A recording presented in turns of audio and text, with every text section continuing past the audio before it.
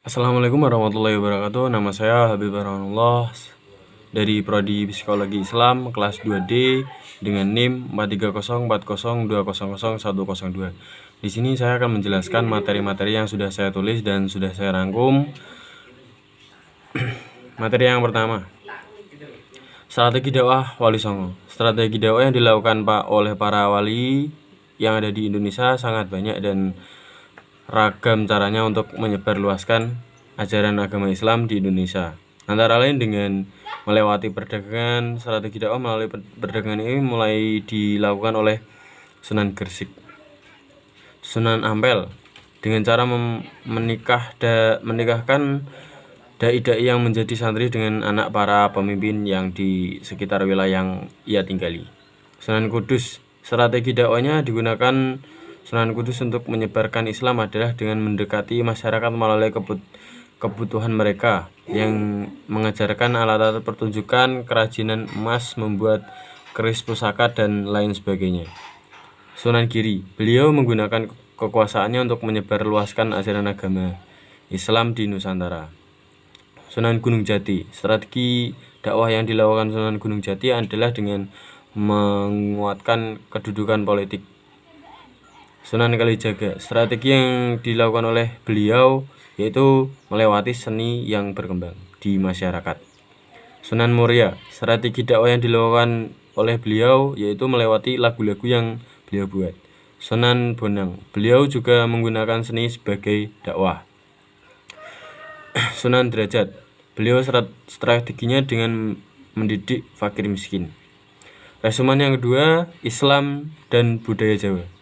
Kebudayaan Jawa adalah segala yang menjadi kebiasaan dan pedoman oleh masyarakat Jawa melalui dari ritual upacara, adat kebiasaan, tata cara, tata krama, cara berbahasa.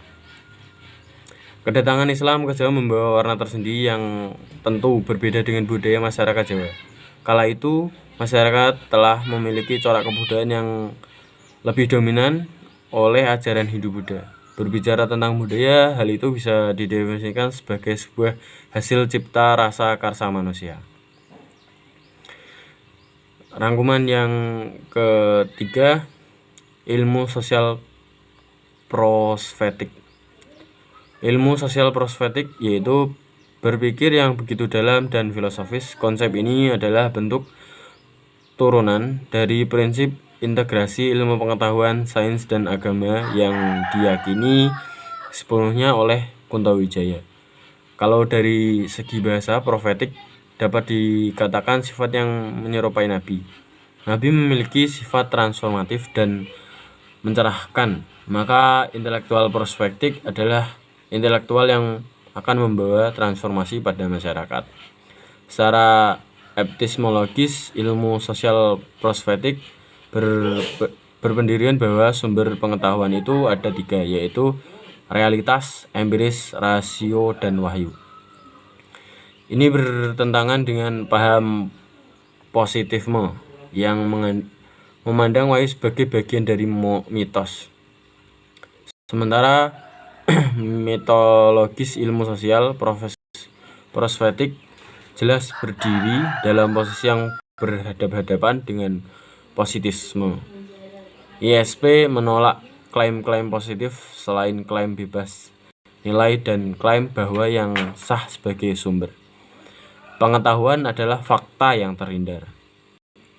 Namun, ISP tidak hanya menolak klaim bebas nilai dalam positifisme, tapi lebih jauh juga mengharumkan ilmu sosial untuk secara sadar memiliki kebijakan nilai sebagai tujuannya. ISP tidak hanya berhenti pada usaha menjelaskan dan memahami realitas apa adanya, tapi lebih dari itu menformatiskannya menuju cita-cita yang didambakan masyarakat. ISP merumuskan 3 nilai penting sebagai pijakan yang sekaligus menjadi unsur yang membuat karakter paradigmatiknya, yaitu humanis, liberalis, dan transendensi. Moderasi beragama. Moderasi beragama merupakan cara pandang, sikap, perilaku, tengah-tengah di antara pilihan yang ekstrim. Ekstrim yang dimaksud di sini dapat disimpulkan sebagai menjadi dua, yaitu boleh jadi ekstrim kanan yang memiliki kecenderungan fundamental, radikal, dan ekstrim kanan yang memiliki kecenderungan liberal dalam beragama. Berada di jalan tengah itu dimaksudkan sebagai sikap yang perilaku mengarah kepada jalan kepada Tuhan sekaligus juga pada waktu yang bersamaan. Berjalan kepada manusia. Berada di jalan berarti tidak ada dikotomi antara keduanya. Dengan kata lain, moderasi beragama adalah orang yang dapat menyeimbangkan antara pengamalan agamanya sendiri eksklusif dan juga penghormatan kepada praktik beragama orang lain. Sekian dari saya, kurang lebihnya mohon maaf jika ada salah-salah kata. Saya juga mohon maaf yang sebesar-besarnya. Sekian dari saya, Habib Rahmanullah. Wassalamualaikum warahmatullahi